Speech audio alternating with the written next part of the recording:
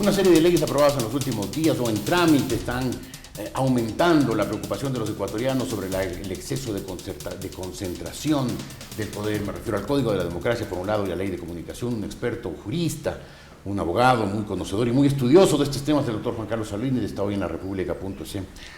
Doctor, sus comentarios sobre estas leyes.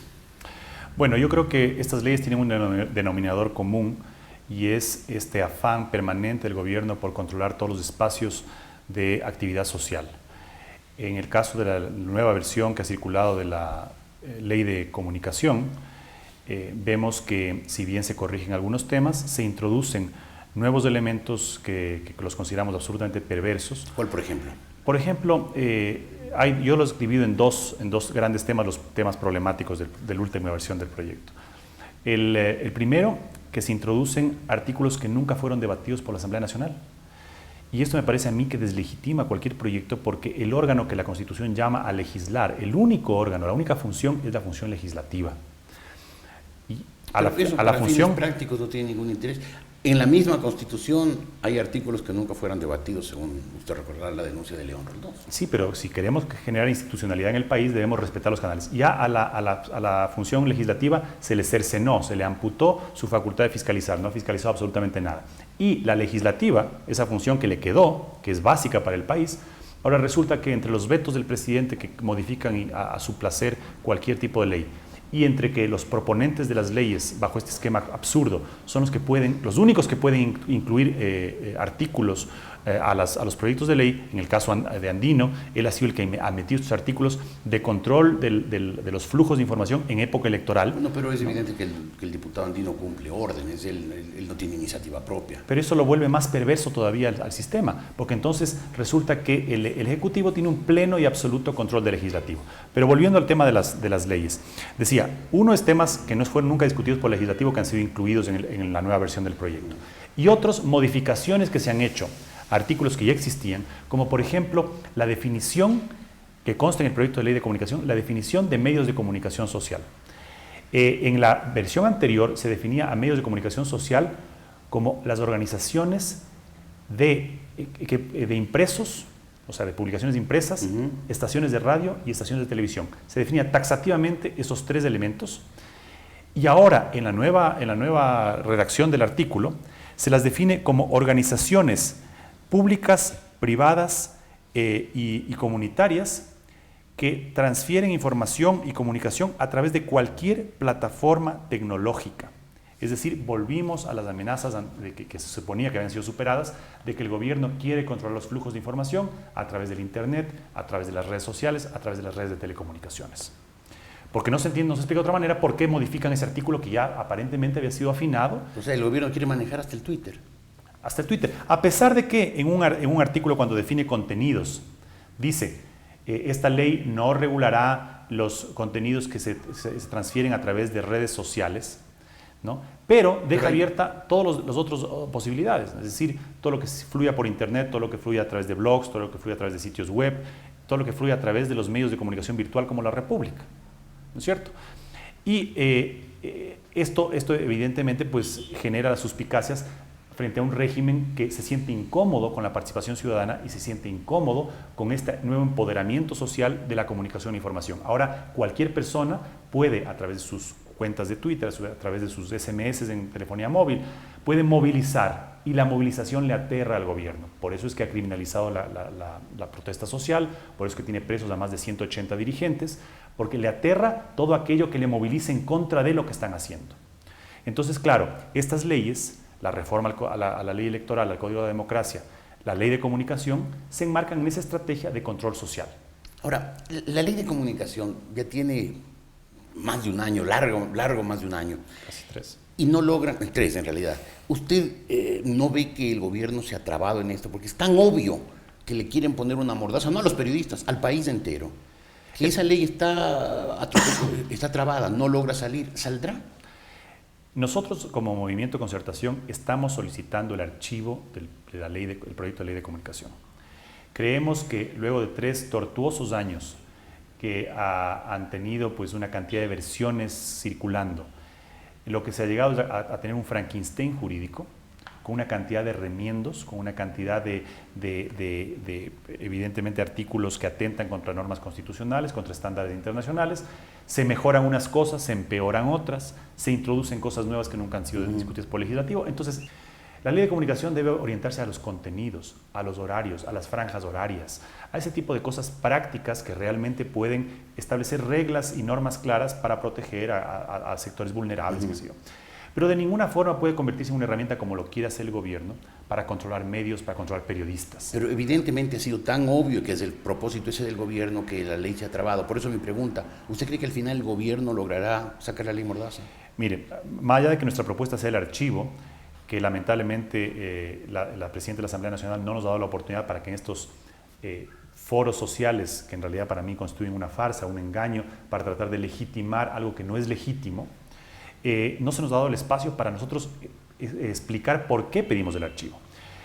Por lo tanto, me temo que el curso que puede tomar este proyecto de ley sea que vuelva al Congreso, a la Asamblea Nacional, solamente para votación. Eso es importante que se conozca. No va a haber más debate a nivel legislativo. Ya se agotó el debate a nivel legislativo. Por eso es que es tan reprochable que se incluyan artículos nuevos, como el del control electoral, el control de la clonación en época electoral. ¿Usted teme que vaya a votación y Alianza País y sus aliados aprueben el proyecto de ley Mordaza? Esa sería la primera fase, pero no la más grave. La más grave sería que aprueben el proyecto y luego vaya a este inefable veto del presidente, en donde él ha adquirido la costumbre, seguramente porque no entiende o no quiere entender el concepto y la naturaleza del veto presidencial, a cambiar todo lo que se le ocurra. A cambiar todo lo que se le ocurra y a meter todos los artículos, como ya lo hizo en la Ley de Educación Superior, como lo acaba de hacer ahora en la Ley Electoral, en donde se introducen los artículos propuestos por el presidente, que son una vergüenza y constituyen el inicio de un fraude electoral. A eso iba. Este Código de la Democracia, evidentemente es restrictivo, evidentemente no es propio de una sociedad democrática. ¿Podrá aplicar el gobierno? ¿Podrá aplicar algo tan bárbaro, tan obvio? Bueno, si nosotros vemos todas las cosas que pasan en este país a diario, no dudo que quieran y pretendan y tengan toda la intención de aplicar estas reformas electorales. Un código, por ejemplo, nosotros presentamos un solicitud de medidas cautelares refiriéndonos a las reformas que hace el presidente en su veto al artículo 203 del Código de la Democracia. El artículo 203 tiene un título inclusive, se llama Prohibición a las instituciones del Estado, y se refiere a las prohibiciones que tienen instituciones y funcionarios de utilizar recursos públicos, de utilizar infraestructura y de hacer campaña en época electoral. Y el presidente le transforma este artículo, al espíritu de este artículo que la Asamblea había reformado. Con el veto. Con el veto, porque la Asamblea, ¿qué es lo que hace con la reforma? Asamblea con mayoría oficialista, es decir, con asambleístas del gobierno, lo reforma para simplemente aclarar en qué casos de excepción el gobierno sí puede difundir mensajes en época electoral. Y pone 3 causas específicas, ¿no? Catástrofes naturales, proyectos en marcha, muy puntuales. El veto. Y acentúa la prohibición de utilizar recursos públicos de infraestructura del Estado para campaña. El veto presidencial saca la prohibición de utilizar infraestructura y bienes del Estado. Lo elimina el texto aprobado por la Asamblea Nacional. Lo elimina, es decir, no queda explícita la prohibición de que utilicen. En las excepciones agrega una más, que básicamente es todo lo que el Estado considere de importancia nacional. Es decir, el presidente se autoasigna el derecho de usar los recursos del Estado para su propia campaña. Para su propia campaña y para los temas que consideren de importancia nacional. Ese es el término que utiliza. Y ponen como ejemplos campañas de vacunación, solo como ejemplos, campañas de vacunación y tipo de cosas, pero dice cualquier cosa que tenga importancia. O sea que el día de mañana, la honra del presidente, por ejemplo, que vale además $40 millones. 80 pidió ¿no? él. 80, pero la justicia le reconoció solo 40. 42, porque acaban de darle 2 millones más por el caso de Calderón y Zurita. Puede ser pues un tema de importancia nacional, pues, porque claro, es el presidente, es la figura del presidente. Y por lo tanto, pues decir que se nos ha robado el corazón, ¿no? Transmitido como información gubernamental, puede ser considerado como de importancia nacional, porque le han robado el corazón al pueblo ecuatoriano. Entonces, estas barbaridades son las que nosotros debemos rechazar, porque son simplemente una pantalla para que el gobierno haga lo que tenga en gana en época electoral. En resumen y para terminar, ¿usted cree que a pesar de todo sí podrán aplicar el Código de la Democracia como lo estructuró el presidente y sí le aplicarán al país la ley Mordaza? Lo van a aplicar Y por eso es que nosotros hemos venido denunciando que esta aplicación configura el inicio de un esquema de fraude electoral, porque los tratadistas y quienes escriben acerca de la doctrina electoral establecen varias formas de fraude electoral. Y me voy a citar brevemente algunas de ellas. Compra del sufragio, sustitución de urnas, violencia en el acto electoral, nombramientos y dádivas previas a las elecciones, destino de fondos y bienes públicos para campaña electoral, cercenamiento o prohibición de uso de los medios de difusión a los opositores y partidos de oposición. Esas son identificadas como formas de fraude electoral. Y la reforma al artículo 203 al que me refería, decía no solamente que desnaturaliza la prohibición a instituciones del Estado, sino que le introduce un párrafo en el que regula los medios de comunicación privados. Y dice que no podrán, a través ni de reportajes, ni de entrevistas, ni de especiales, dice dos cosas: favorecer o perjudicar a candidatos. Entonces, en favorecer va a ser para controlar a quienes podrían estar promoviendo a criterio del CNE, controlado por el gobierno, a quienes los medios podrían estar promoviendo como candidatos opositores al régimen. Pero también dice perjudicar, es decir, no se vaya a sacar ninguna información que pudiera afectar, por ejemplo, al perfil del candidato Rafael Correa. Claro. Entonces, si resulta que se descubren negociados, se descubren ministros come cheques, ¿no? No hay cómo. No hay cómo, porque le estarían perjudicando al candidato Correa. Claro. Entonces es de doble vía este control de los medios.